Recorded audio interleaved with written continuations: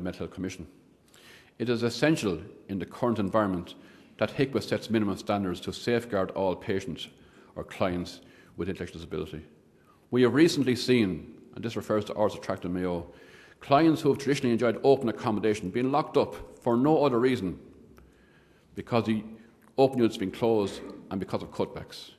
We have seen clients with no history of aggression being moved into challenging behaviour units because of cutbacks. We have seen clients of different age groups and conditions being inappropriately mixed in units, with staffing which is then reduced because of cutbacks. Colleagues, HICWA must set standards urgently so that all these clients are safeguarded. In November 2008, Horatio held its first international festival of psychiatric nursing in Malta. Nurses from 45 countries across the world were in attendance. I am honoured to be president of Horatio and especially to have had the opportunity to officiate at this festival, which is unique in structure and organisation. And the next festival will take place in Stockholm in 2012, but in the interim we look forward to Prague next April, when Horatio will hold its next conference. Malta attracted a very large Irish contingent, and our PNA reps were outstanding in their participation in all the events, in representing both the Union and the country, and in the manner in which they networked with colleagues from throughout the world. I think the information and knowledge accumulated allows us to benchmark our practice against what is the best in the world and facilitates us in importing new knowledge and experience, which will serve us well in developing our services into the future. I'll move now to the moratorium on recruitment. The current industrial relations environment is both challenging and threatening. Economists advise never waste the opportunities presented by a recession. Health service managers seem to have adopted this philosophy as they set about dismantling conditions of employment and imposing a heavy-handed approach to industrial relations. They have threatened to sack our temporary nurses. They have threatened to abolish our racking up allowances. They have threatened to reduce or abolish premium pay. Any one of these will have a critical impact and result in a major dispute. And the managers have advised us that in future, any work to rule would be punishable by withdrawal of pay. It is important that the implications of this policy are examined. And it's the withdrawal of all pay, not just some pay, 100% pay. Nurses and others seek to avoid industrial action in the health service and to resolve issues through negotiation and use of process. Management are now imposing intolerable cuts and breaking long-standing agreements on allowances. Union members rightly demand a response from their unions. If representations and negotiations fail, we are left with only the option of industrial action. Traditionally, our first port of call has been the action least likely to impact on patients, a work to rule, where we traditionally shed some bureaucratic duties. Now we are threatened, if you work to rule, your pay will be cut by 100% per shift. And then we're told, if you go on strike and provide emergency cover, we will insist on you providing more emergency staff than we normally provide ourselves, and we'll cut your pay also by 100%.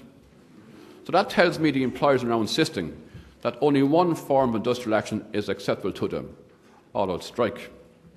I say to those managers, to those macho managers, be careful what you wish for. And I say to Minister Harney, this has been done in your name. For God's sake, take responsibility.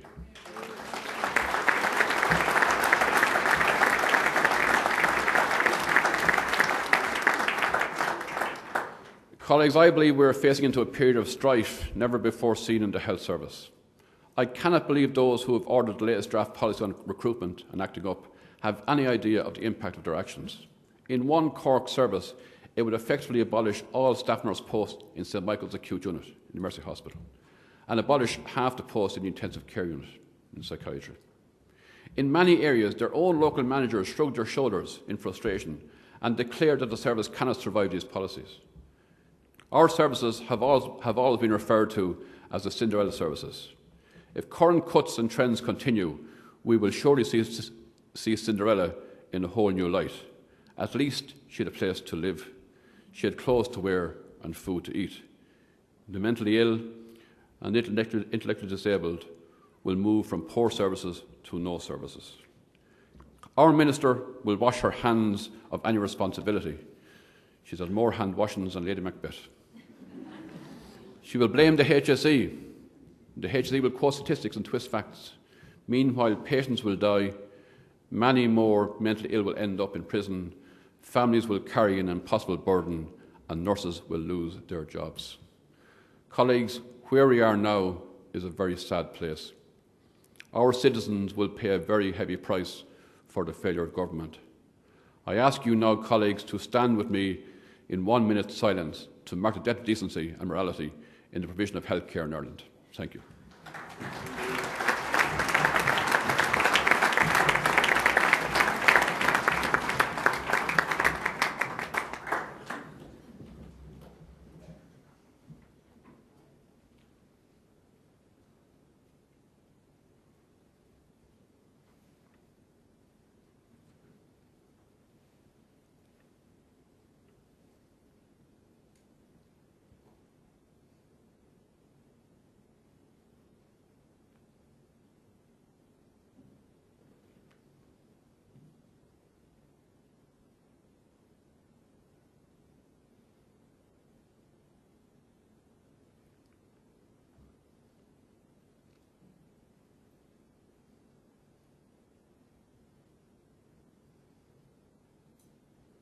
Thank you, colleagues.